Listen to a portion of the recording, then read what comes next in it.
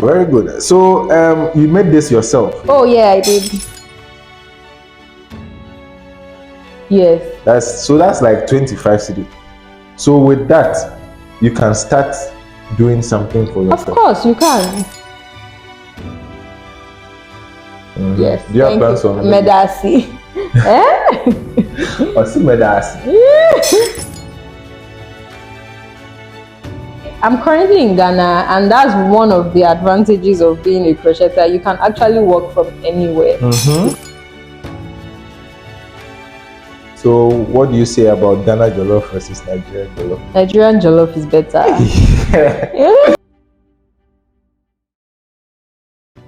Hello everyone, welcome to Eqay Inspire YouTube channel. My name is Theresa Andor. As I've always been telling you, I believe that everybody's life has enough lessons stuffed in it to transform another person's life. And so today I'm featuring a Nigerian crocheter who are crocheters. They make handmade wares with just a hook and a yarn, and that is what she does.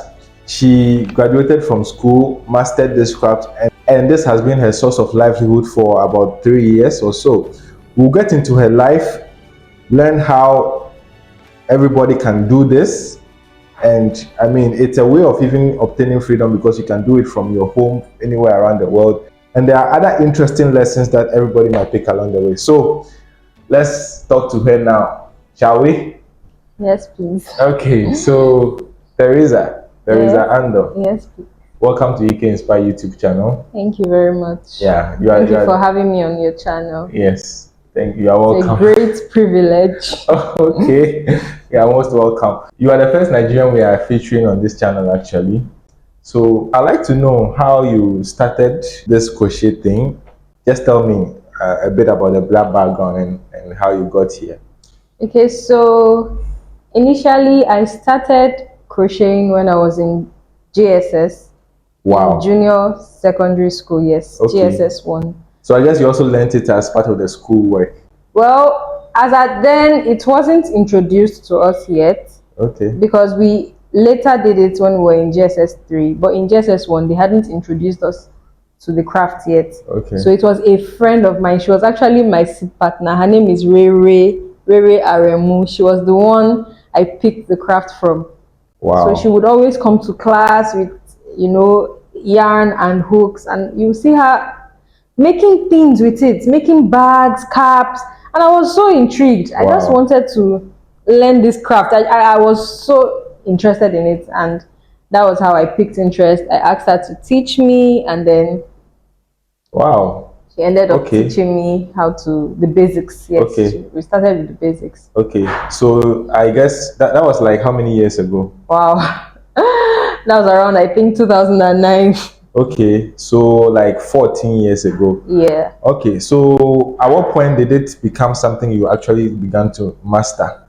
Okay, so I think after my JSS 1, when she taught me and I was picking up, you know, gradually, I started making other things that I wasn't good at. So I started making beanies, like their caps.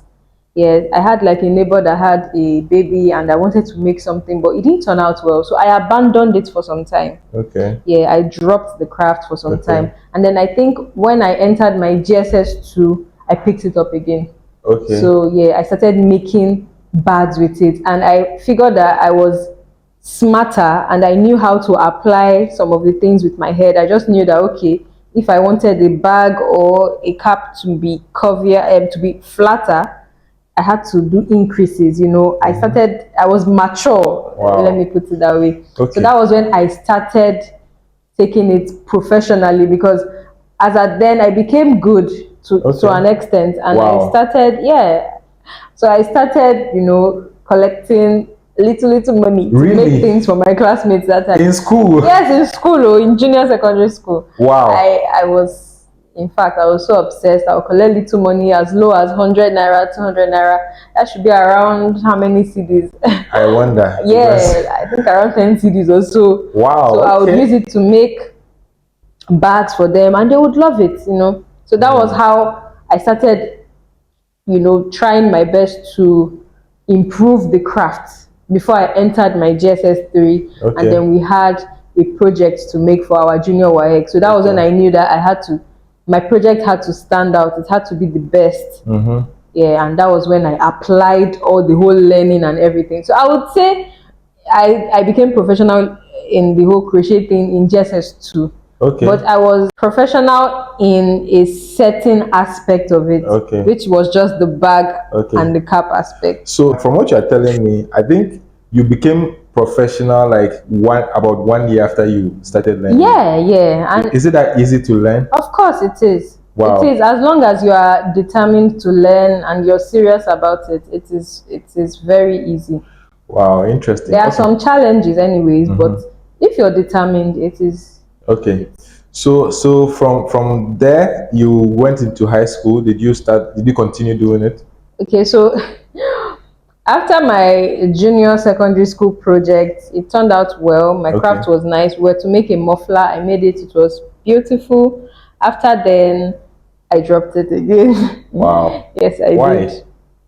Well, because I felt I needed to be more serious with my academics. Yeah, and I was going into senior secondary school. It was such a big deal for us that time. We didn't want to mess it up exactly. So that was. Okay. So when did they come back again? I think when you went to tertiary, or? Okay, so in tertiary, I didn't. Really? I didn't crochet. Wow. Yes. Okay, so from the point where you started like actually doing it full time, how did you go back to it, and tell me how that started and how it led to where we are now? Okay, so I attended Yaba Tech. It's a polytechnic in Nigeria, and I did only 2 years for my OND. Okay. So after then, you're expected to do your 1-year IT. After your OND, you do an industrial training for a year. Okay, that's like national service, I think. Oh no, it's not national service, because after HND, you still do your service, youth service. Okay. So it's just like a training. Okay, all right. Yes, in polytechnic, you do it for a year. All right. Yeah, so when I was done with my OND, and then I was looking for placements for my industrial training, I got some, but there were a lot of challenges I faced, and then I just had to quit. Yeah, for some months. I think I did some for like 5 months in total. Okay. So I had few months left before the next level, and I was idle at home. I didn't know what to do. So one day I was going through YouTube, and then I just saw a video of someone making a bralette. It's like a mini top. Okay. Yeah, so the person was making a bralette with this yarn and hook, and I just felt no way, it's not possible. How can you make an outfit with this? I just felt it was only limited to bags and hats. Okay. Yeah, so it amazed me, so I just decided to try it out. And the good thing is I had a hook in the house that day, and I had little yarn from my secondary school days. Whoa. Yeah, because my mom can be very good at keeping stuff for me. She stashes a lot of things. When I bring them from school and everything, she just keeps them somewhere. So I just went there and I saw yarn, and that was how I started. Okay. And then from there. So you started advertising it on social media? Yeah, so the first social media platform I advertised it on, after I made the top, and I knew that it was possible to make something out of this, I was so excited. So I just went straight to my WhatsApp status and I posted it, and people were amazed. Like posting something and I'm like, handmade with love. They were amazed. Wow. And that was how I got my first customer, my first buyer. Yes, it was my classmate.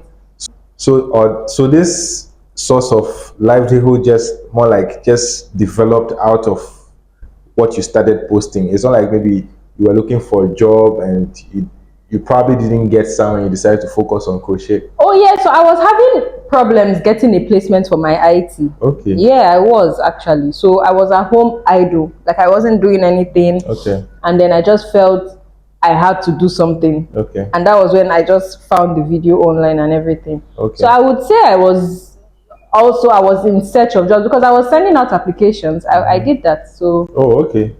I did that. Okay. So, interesting. Yes. So from then you just started living on this full time. Did the orders start coming maybe every week, or how did that happen that you started living on this full time? So when I posted and someone got from me, I posted that, oh, it has been sold already. And that, made people figure out that, oh, this girl is serious about this thing, my contacts. And someone sent me a sample, can I make this for her? And then I said yes, of course, and I couldn't. Oh, wow. I could not. Interesting. Because she sent me the same bralette I made, but with shorts. And I had not made shorts before, so it was quite challenging. But I took it upon myself that I was going to take this challenge. So Wow. I told her yes, I could do it. And wow. that was how I got my second order. Okay. And then it just kept going on. It kept going, and then I just kept improving because I had to start watching more videos on measurements, on what stitches, because in crochet there are different kinds of stitches, there are different kinds of patterns, and some patterns are suitable for some outfits, some aren't. So I had to learn all those things, and I was very determined at that point. I hardly even slept. I was always working. I wouldn't sleep. My mom would complain that I've not slept. Why am I still awake by this time? I haven't even eaten. So those things didn't matter to me because the passion was there. It was just a whole lot. Wow. Yeah. What would you say to people who, like, maybe they are looking for a side hustle, they want to start with crochet and probably switch on to crochet full time? Is this something that really pays that much that people can live on? Yeah, it does. Crochet really pays. Like I said earlier, as far as you're determined to learn this craft and you put in your best in it, you will get recognized by people. Wow. You will, yes. So it's a craft that I can advise someone to focus on full time. Okay. Yeah. I know you've once made something for Don Jazzy. That was a big deal. Tell me about that stuff. It's not so it's not like I made it for Don Jazzy directly, but he patronized me. Yeah, so he bought from you, so you made for him, right? Okay. So tell me how that happened. Okay, so I made an outfit for someone. Someone sent me a sample of an outfit to make for her, and I made the outfit. I took pictures, and then I posted it on Twitter. But one thing I did was I tagged.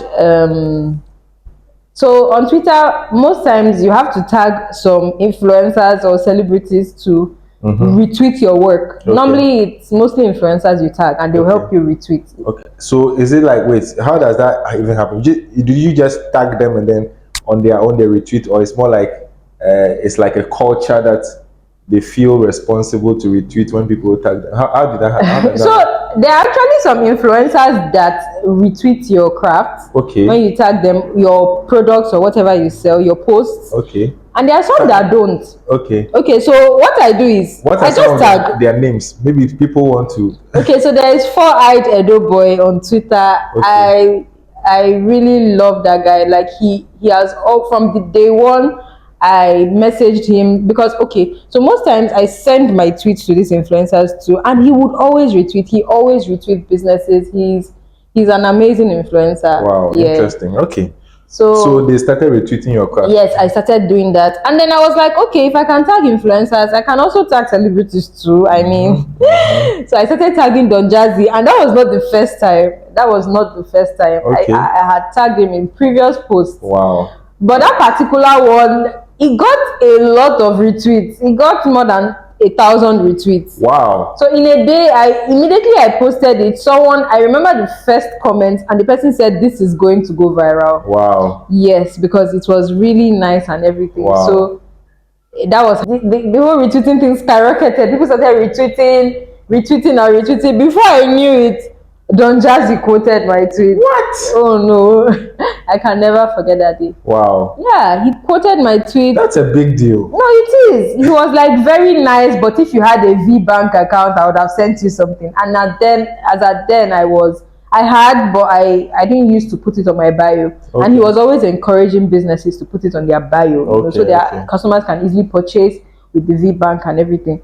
So that was how people started begging that, oh no, he should forgive me, they're tagging him, that I have V-Bank, I'll post it on my bio. Wow. And you had a whole community. Oh yeah, I did. I am grateful for the people I have on Twitter. I've met good people on Twitter, and Twitter can be a very good place for your brand, for your business. You see, if you are good at what you do, Twitter would take you to the next level. So they did that, and that was how he now ended up patronizing me. He bought my outfit for 10 people, 10 of his followers, Oh, and he said I wow. should give it to random people. Amazing. Yeah, so Interesting. So what would you say, apart from Don Jazzy patronizing you, what are some of the like other big successes you've chalked over these 3 years, right? When you went full time? well, full time I started 2019. Yeah, so that's like, okay, we're in the fourth year now. Fourth year, yes. So over this past just 4 years, what would you say are some of the biggest successes you've chalked in this business? Okay, so number one is Don Jazzy. Okay. Obviously. Okay. Yeah, that's number one. Number two is my foreign clients. Okay. Yes, the fact that people from other countries were able to notice my craft and Okay. patronize me was such a big deal to me. Okay. It was a big deal to me. I have delivered to Russia, Italy, Dubai. No, these are countries I have not been to, you know, Jamaica. But then I had people patronize me from these countries. Right? Yes, Italy. I saw a post like that. Oh, okay. Yeah. Yeah, Wow. I did. Even Russia, like, oh no, it was such a big deal. The US, the UK. So I've shipped my Wow, craft. then that's really good. Oh, Like, of course. $18. Well, well.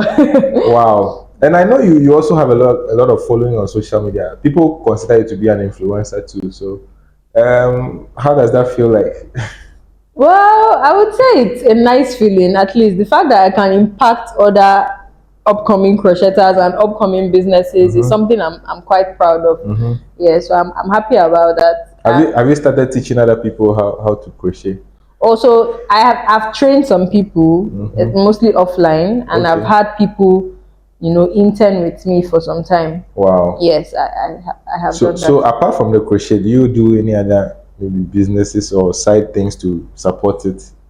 Well, I had a lot of side businesses while crochet was my main. Okay. Yeah, at a point I sold jewelry, I sold footwears at the side, Oh, I sold really? perfume oil. Yes. Wow. That was when I newly started. I had to do other things by the side. Okay. And then for now, I sell the materials for crochet. Oh, I sell yarn, Wow. hooks. Yes, I do. Wow. So for people who want to like contact you and probably learn it or buy something from you, how can they do that? Oh, you can reach me on Instagram, TikTok, Twitter, and Facebook. I'm on all platforms. What are your handles? Give us your. So my crochet handle is Crochet by Tess on Instagram. And if you want to get yarn, you can either message Crochet by Tess or CBT_yarn_store on Instagram and on Facebook. Okay. Yes. TikTok. Did you mention TikTok? Yeah, on TikTok you can reach me. My username is Crochet by Tess. Okay. Yes. Okay. So this is a question that I ask all of my interviewees. I'd like to know, what is the biggest lesson life has taught you the hard way? So life has taught me that if you are not determined and if you are not ready to learn, if you're not ready to learn, you're not eager to learn, you're not eager to explore yourself as a person, you might not go far in life. That's one thing life has taught me. Wow. Because if that curiosity in my JSS 1 had not, you know, if I had not experienced that, if I wasn't curious enough to know what my seatmate Rere was doing that time, I don't think I'll be here today. So I was determined, and this thing later helped me in future because, like I said earlier, when I started, I felt it was impossible to make other things, you know, but I was determined. I had sleepless nights. I did my research. I even texted people that had been in the business before me, and it helped me. So that's one thing about life. You have to be determined. You have to have a goal and focus on it, and you also have to be consistent. So that's one thing life has taught me. When you do these things, you follow these principles, it helps you, it makes you go far. It might be slow at first, but eventually you will go far. You will, if you don't relent. Interesting. I know you handle everything on your own right now, like shipping, managing social media handles, Yes. crocheting itself. And then you said you sell some crochet accessories too. As an individual, do you have some people who support you? How do you fit this into your day? So for my crochet, I'm currently in Ghana, and that's one of the advantages of being a crocheter. You can actually work from anywhere because it's easy to ship, it's easy to get. The materials are not heavy. They are not that heavy. You can carry it. It's very mobile. You can carry it anywhere you go. So as I am here now, I deal with others in Ghana and others abroad. And then I have a little wonderful assistant that assists me in Nigeria. When I was in Nigeria, she assisted me with my outfits because Oh, most wow. times the orders are a lot. Yeah. So like I would say I have like a mini team, but one is full time, then the rest are just not, they don't work for me full time. You understand? So they I also contact them when the order is a lot, and I make sure I put them through what I am making, and then they just help me with those things. So I wouldn't say I do the crochet thing on my own, especially when the orders are a lot, because when they're a lot, you actually, it's handmade, so you need someone to assist you. Yeah, to make the work faster. Yeah. You understand? And because it's handmade, how do you take measurement of the people? How does it work? So what you do is I give you, when you make inquiries and you make payments for a particular outfit, I give you the measurements to send. Okay. There are different kind of measurements you send Wow. because there are different body types. So I just give you the measurements, and you just either meet your tailor, or you can use a simple measuring tape in your home to take the measurements, and you just send to me. Okay.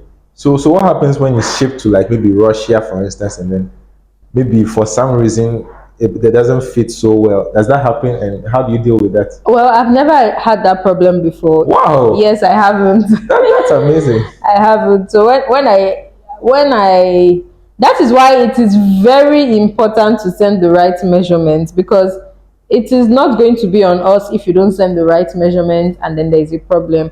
And so far, I've not really had anyone send me the wrong measurements. Wow. Especially for my international customers, they haven't, because they are always, they follow instructions, you know, when you tell them to send certain things. I think they do that more because they know that they are far away, and shipping back and forth will cost a lot of money and everything. So I've not encountered any problems with measurements or anything. I haven't. Wow, interesting. Yes.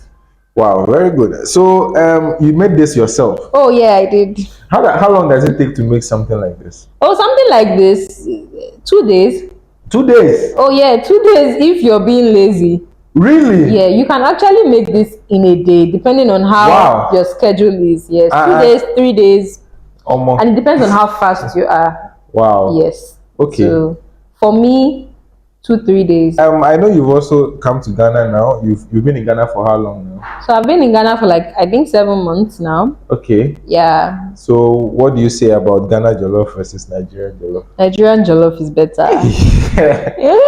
These people would Nigeria to the world. Nigeria jollof is better. Wow, but Ghana jollof is not bad. It's not so bad. I see.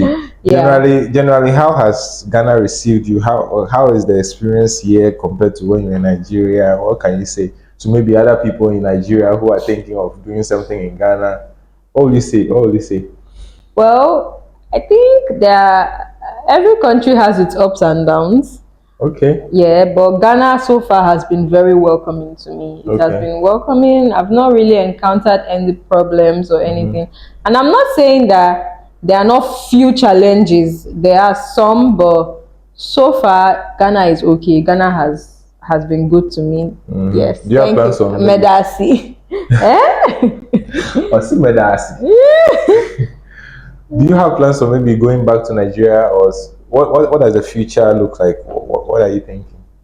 Well, obviously, I would have to go back to Nigeria because I am from Nigeria, but I just will, since I also have the privilege to be in Ghana because my mom is Ghanaian and I have family in Ghana. Yeah, I think I can, with the work I do, I can decide to stay anywhere I want to stay and then work. Yes, because it's mostly, I sell mostly on social media. It's not like I have a store somewhere. So yeah, so I would travel back and forth. Okay. Yes. I know you spoke about determination and then consistency. Yeah. But for maybe young people who maybe are trying to decide on what to do and how to start something on their own, or probably do it as part of a side hustle for their job, in addition to their job, I mean, what other advice? Is there anything you can tell them to maybe help them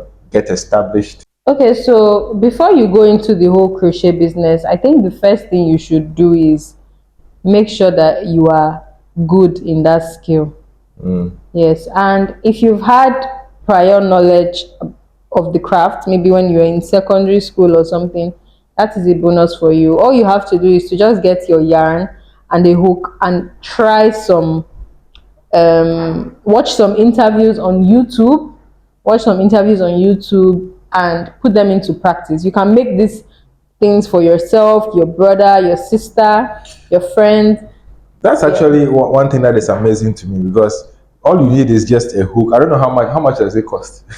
So a set of hook they range from 100 cedis to Okay. 200 cedis. Yes. Okay, so for like the set. 100 cedis, and then how much does? Oh, you just need one hook. Oh, like one hook is around like 10 cedi. You don't even Okay, need. so imagine 10 cedis, and then like how much does the material is what you use to make the yarn? So the yarn ranges. You can even start with your local yarn.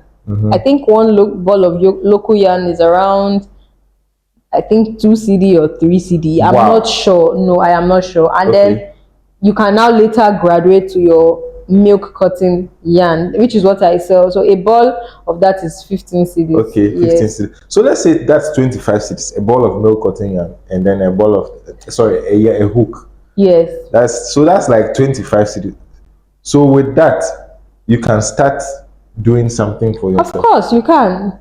That can at least make you a tiny hat for a baby or something, and you can start selling it. practicing with that. Well, I don't think you should start selling when you are still learning. Okay. Yes, I don't think so, because I just feel you should be able to perfect your skill, especially if you're a beginner. Okay. Those that have prior knowledge, it will be easier for you to make something watching a tutorial, which will turn out well. But for those that just want to start, I advise you take your time, practice. Oh, don't worry. In months, in fact, in weeks, if you're a fast learner, you've gotten a hold of the craft. Wow. So this is very inspiring. Maybe I should start something like that myself, because if I can start with like maybe less than 100 cedis and start learning, and then maybe in 2 weeks I'm able to make something. That's something everybody should do. Huh? Oh, of course. Wow, interesting. Okay, so Theresa Andor. Yes. The Nigerian with a Ghanaian name. Oh, is Andor? Yeah, Andor. I've heard of a lot of Andors in Ghana. Yeah. From Nigeria. Yeah. Thank you for being on Eqay Inspire YouTube channel. It's been exciting having you. I'm sure a lot of people will reach out to learn how to crochet and patronize some of your works. Okay, and thanks for having me. Okay, you're most welcome. Privilege, Mr. Quest. Yeah, you're most welcome. So, thank you for joining us today. I hope you enjoyed this interview. Make time again to join me on the next when I bring another amazing one. Subscribe to the YouTube channel, turn on the bell so that whenever a new video is posted, you get notified. Take care and have a good peace. Bye-bye.